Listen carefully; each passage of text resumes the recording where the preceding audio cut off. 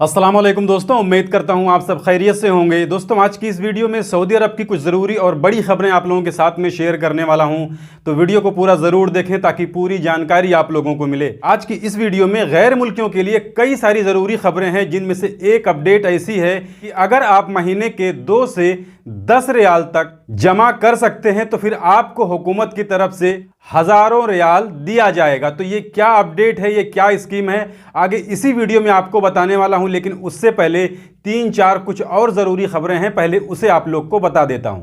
तो देखिए, जैसा कि अभी आपने वीडियो की शुरुआत में जो एक वीडियो क्लिप देखी है, ये जिद्दा के अंदर एक फेमस रेस्टोरेंट की है, जहां पर जिद्दा बलदिया टीम ने रेड डाला और उस जगह पर जितने भी चिकन और मटन पाए गए वो खाने के लायक नहीं थे।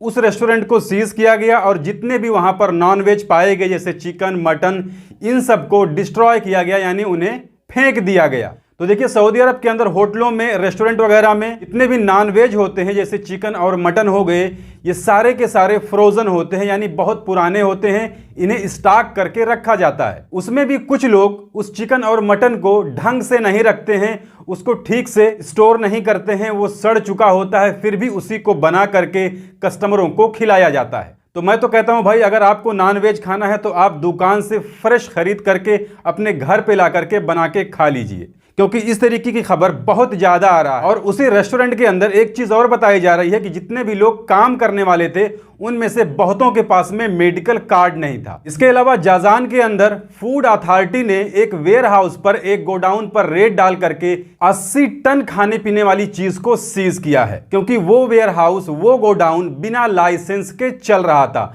इसके अलावा वहां पर जो सामान थे उसे भी ढंग से स्टोर नहीं किया गया था, यानी खाने पीने वाली चीज रखने के लिए जो एक माहौल होता है, जो एक टेम्परेचर होता है, उसका भी ख्याल वहां पर नहीं रखा गया था।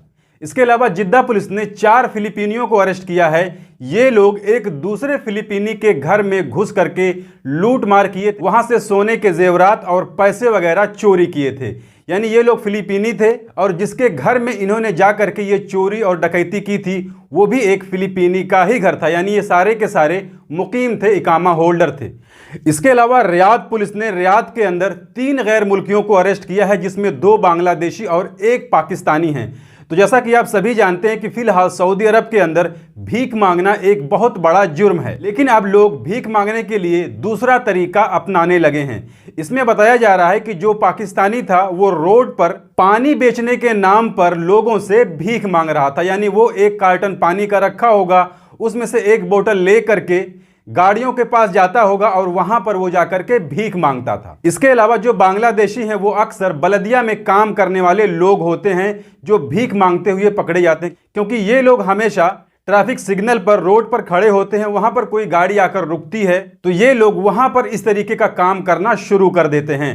तो इसमें हुकूमत का कहना है कि ये जो लोग होते हैं ये पेशेवर होते हैं, यानी भीख मांगना इनका पेशा होता है। जिनकी मजबूरी है उनके लिए भी सऊदी अरब के अंदर लाइसेंस शुदा इदारे बने हुए हैं, आप वहां पर जाइए, जो आपको परेशानी है, जो आपको मदद चाहिए, आपको वहां से मिल जाएगी। लेकिन इस तरीके से अगर कोई सऊदी अरब के अंदर भीख मांगता हुआ पकड़ा जाएगा तो उसके खिलाफ में, जैसा कि आप सभी जानते हैं, फौरन कार्रवाई होती है। इसके अलावा अगली अपडेट, अगर आप अरब इमारात में रहते हैं, वहां पर काम करते हैं, जैसा कि इससे पहले भी मैंने 1-2 वीडियो बनाई थी जिसमें आपको बताया था कि अरब इमारात के अंदर एक स्कीम चालू की गई है जिसका नाम है बेरोजगारी स्कीम, आप समझ लीजिए।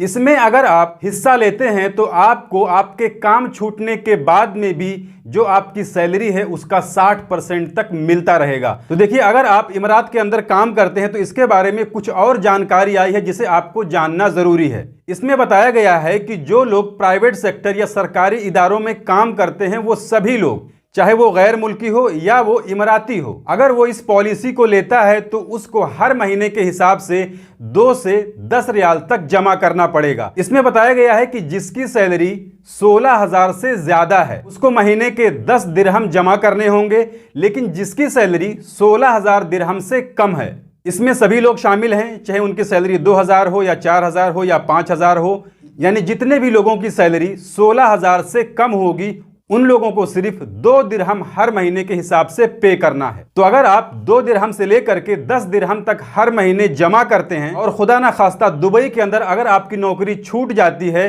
तो नौकरी छूटने के बाद से 3 महीने तक आपको जो भी आपकी पिछली सैलरी रही होगी उसका 60% तक दिया जाएगा। यानी अगर आपकी सैलरी 2000 दिरहम है तो आपको 1200 दिरहम लगातार 3 महीने तक मिलेगा अगर आप इस स्कीम में शामिल होते हैं तो। और जिसकी सैलरी 10,000 दिरहम होगी उसे महीने के 6,000 दिरहम मिलेंगे। इसके अलावा इसी तरीके से जितनी भी सैलरी रही होगी उसका 60% आपको दिया जाएगा, जिसके लिए आपको सिर्फ महीने के 2 दिरहम पे करने हैं। लेकिन इसमें एक कंडीशन है, इसमें उन्हीं वर्करों को फायदा मिलेगा जो वर्कर अपनी पिछली कंपनी में लगातार 12 महीने काम किए होंगे। यानी काम छूटने से पहले जिस कंपनी में वो काम कर रहे थे उसमें वो 1 साल काम किए होने चाहिए। इसके अलावा कल मदीना मुनव्वरा के अंदर शादी से लौट रही एक यमनी फैमिली का एक्सीडेंट हो गया। इसमें बताया जा रहा है कि अचानक कोई ऊंट उनकी गाड़ी के सामने आ गया, जिसकी वजह से उनके गाड़ी का बैलेंस बिगड़ गया। संतुलन खोने के बाद में उस गाड़ी का एक्सीडेंट हो गया, जिसमें एक हामिला औरत और 2 बच्चों की मौत हो गई है। इसके अलावा अगली अपडेट देखिए, जिस तरीके से सऊदी अरब के अंदर किसी भी इल्लीगल आदमी को काम देना ये गैर कानूनी है, ये एक जुर्म है।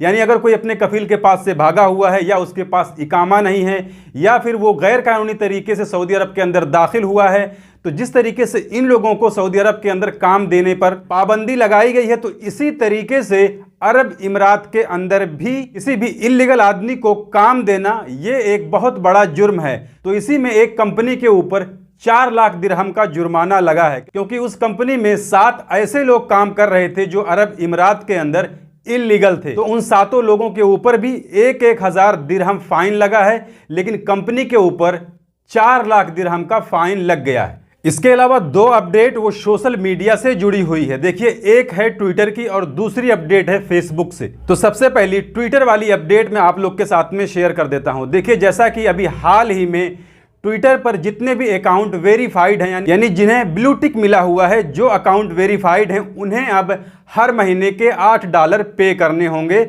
इसके बारे में मैंने पहले भी बताया है। तो अब इसको लेकर के एक स्कैम चल रहा है। कुछ लोगों के ट्विटर पर मैसेज आ रहा है, उन्हें मेल किया जा रहा है कि आपका अकाउंट वेरीफाइड है, इस वजह से आपको अब $8 पे करने हैं। उसके लिए वो लोग एक लिंक दिए हुए रहते हैं। जब उस लिंक पर कोई जा करके अपनी पूरी डिटेल्स फिलअप करता है तो उसका बैंक अकाउंट खाली हो जाता है। तो देखिए, ये जो स्कैमर होते हैं, ये जो हैकर होते हैं, इन्हें सिर्फ एक मौका चाहिए। ये लोग किसी भी मौके को गंवाना नहीं चाहते। तो इसका भी आप लोग ख्याल जरूर रखिए। इसके अलावा फेसबुक में भी बहुत सारी गड़बड़ी चल रही है। फेसबुक को काफ़ी ज़्यादा नुकसान हो रहा है, जिसकी वजह से लगभग 11,000 वर्करों को फेसबुक से निकाला जा रहा है। और इसकी खबर कई दिनों से आ रही थी कि मेटा ग्रुप को, यानी फेसबुक या इंस्टाग्राम को फिलहाल बहुत ज़्यादा नुकसान उठाना पड़ रहा है। तो शायद इसीलिए मेटा ग्रुप वालों ने 11,000 वर्करों की छटनी कर दी है। तो ये थी आज की इस वीडियो में कुछ ज़रूरी अपडेट, कुछ ज़रूरी खबरें जिसे मैंने आपके साथ में शेयर कर दी। जानकारी अच्छी लगी तो वीडियो को लाइक कर दीजिए। चैनल को अगर अभी तक आपने सब्सक्राइब नहीं किया है तो चैनल को सब्सक्राइब करके बेल आइकन को प्रेस करके ऑल पे ज़रूर सिलेक्ट कर लीजिए, ताकि हमारी आने वाली और भी दूसरी नई वीडियोस की नोटिफिकेशन आपको मिले। क्योंकि सऊदी अरब के अंदर काम करने वाले गैर मुल्कियों से जुड़ी जितनी भी ज़रूरी खबरें होती हैं वो मैं डेली अपने इस चैनल पर लाते रहता हूँ। तो आज की इस वीडियो में बस इतना ही। मिलते हैं फिर अगली वीडियो में, तब तक के लिए इजाज़त दीजिए।